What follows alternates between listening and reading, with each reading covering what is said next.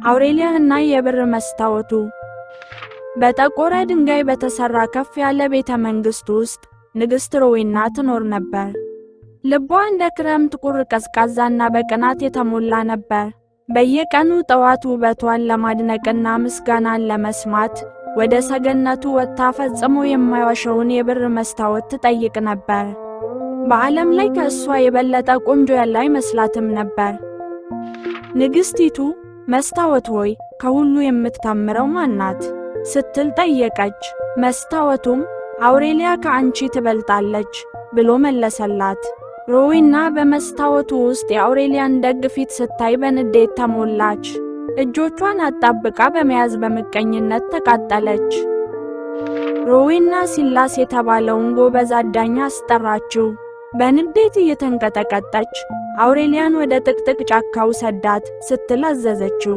ዳግመኛ እንዳትመለስ አድርጋት፣ እኔም ብቸኛዋ ቆንጆ ሆኜ እቀጥላለሁ አለችው።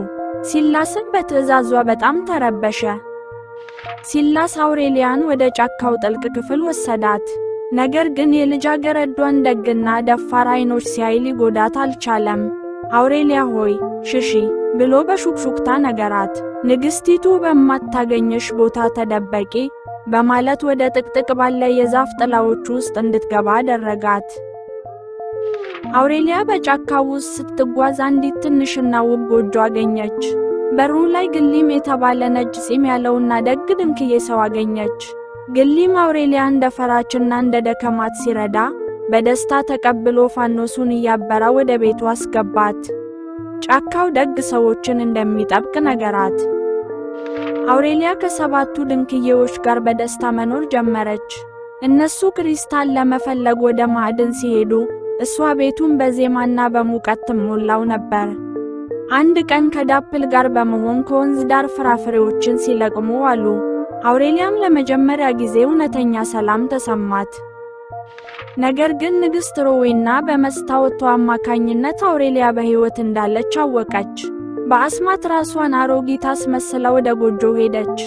አውሬሊያም ብቻዋን አገኘቻትና ይህንን ቀይ ፖም ቀመሺው፣ ምኞትሽ ይሳካል ብላ ሰጠቻት። አውሬሊያም ፖሙን ስትቀምሰው ወዲያውኑ ጥልቅ እንቅልፍ ውስጥ ወደቀች። ድንክዬዎቹ ሲመለሱ አውሬሊያ ወድቃ አገኟት።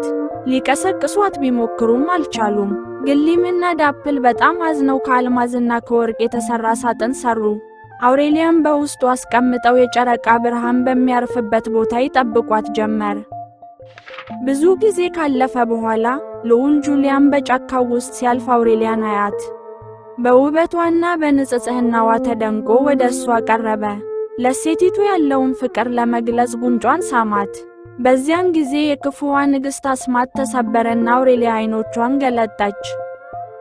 በመላው ጫካ ትልቅ ደስታ ሆነ። አውሬሊያና ልዑል ጁሊያን በሚያምር የአበባ አትክልት ስፍራ ውስጥ ተጋቡ። ሰባቱ ድንክዬዎች የክብር እንግዶች ነበሩ።